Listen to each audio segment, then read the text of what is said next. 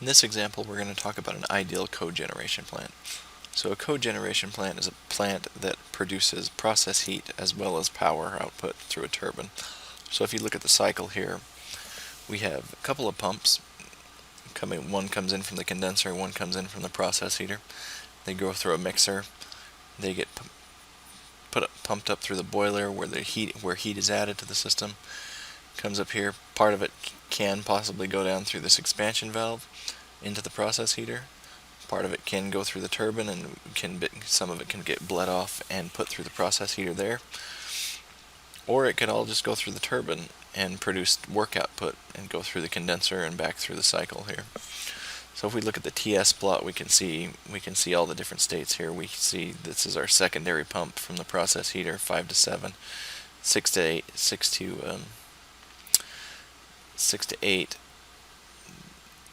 There is our condenser, but 8 to 9, excuse me, 7 to 10 is our pump, is our secondary pump. 8 to 9 is our first primary pump coming from the condenser. 5 to 7 goes through our process heater. 6 to 8 is through the condenser. You can see right here we have states 1, 2, and 3. Those are all the same point right here. So in some instances, some of the steam is going to get dropped, is going to come through right here and go through the turbine.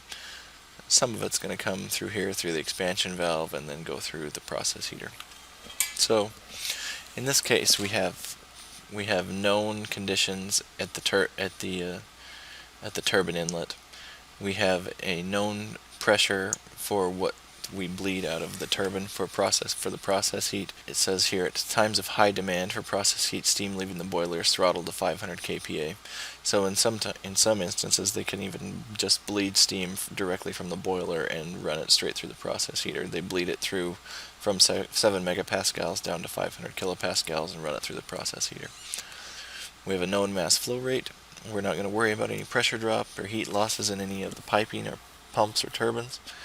And in this case, we're going to want to find the maximum rate at which process heat can be supplied. So what that's telling us is that there's going to be no turbine work. It's going to all go through this expansion valve and through the process heater. In part B, we want to find power produced in the utilization factor when no heat is produced and supplied. So that would be the maximum work output we could get from this cycle if we didn't employ the process heater. And then part C, we're going to want to determine the rate of the process heat supply when 10% of the steam is extracted before it enters the turbine, and 70% of the steam is extracted from the turbine for 500 kPa process heating. So the way I interpret that is what we're going to do is pull steam off the boiler here. We're going to pull 10% of the flow stream off here, and then we're going to pull 70% off of the turbine at 500 kPa and run it through the process heater. Okay, so we go ahead and write down a few things here. We know what we want to find. We are going to assume steady state. We're going to assume no pressure drop, no kinetic and potential energy. So the plant operates on an ideal cycle, and therefore pumps and turbines are isentropic. So for pumps, this is going to be a key relationship for when you have isentropic pumps. This TDS equals DH minus VDP. We can use that to determine our pump work and the outlet state of our pumps. So what we should do now is just go ahead and write down the known states that we have. So we have known pressures and temperatures at state 1. We can go ahead and find that information. State 2 and State 3 are the exact same point as State 1, so those are fine. State 4 is an expansion valve, and so if we do a first law analysis on the expansion valve, we can assume that there's no heat transfer losses. It doesn't produce any output, and it's at a steady state, so therefore our inlet enthalpy must equal our exiting enthalpy. So that tells us that State 4 and State 1 have to be equal to each other in terms of enthalpy. State 5, we have a known pressure, and it's an isentropic process, so we can go ahead and find the enthalpy there. State 6, again, known pressure, isentropic process, so we can find our known enthalpy there. State 7, Come up here to state 7. We're assuming that it's coming out of the process heater at the saturation point. It's coming out of the process heater. It's a saturated liquid. It goes through the pump, back through the mixer, and then it back into the boiler. So that's where we get our quality of 0 right here. We can go ahead and find that from the tables. And state 8 that got cut off right here. Same thing, we're assuming it's coming out as a saturated liquid. Coming out of the condenser, saturated, 100% saturated liquid.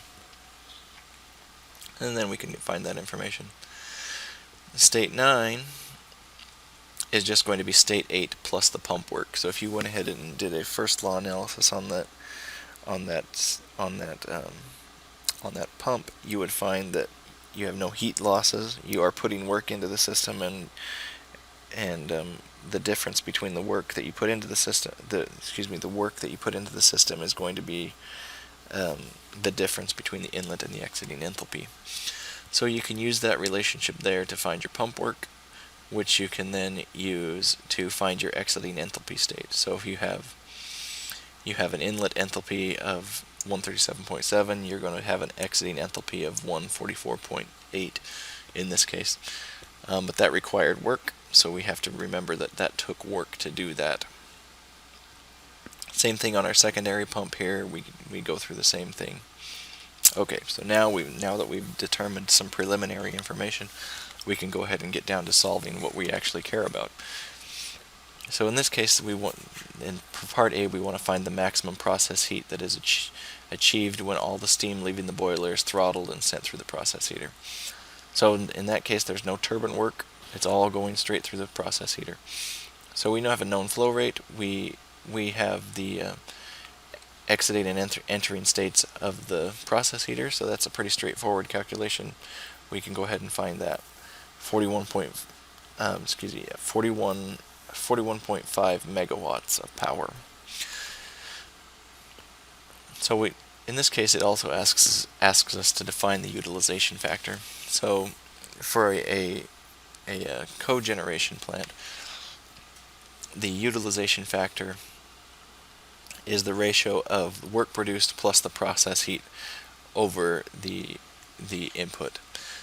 What this comes down to is just another thermal way of measuring thermal efficiency. But in this case, instead of converting all the work output, instead of converting the heat to 100% work, we're instead taking some for process heat.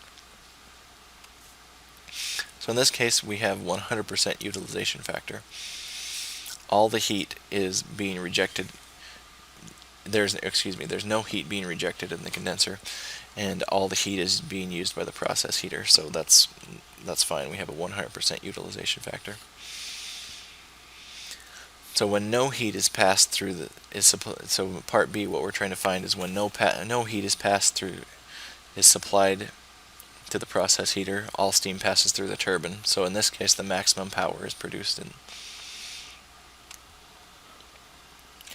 From here, we can go ahead and do another first law analysis. We can go ahead and find the turbine work, turbine inlet minus turbine exit, and we can go ahead and find that. So this is our turbine, 20.076 megawatts.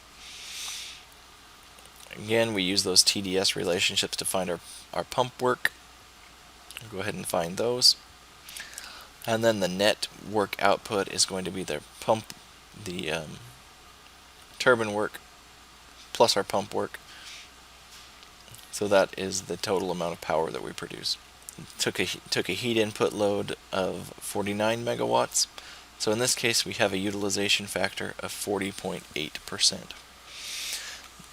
So in this case, what we see is that the utilization factor is equal to the thermal efficiency.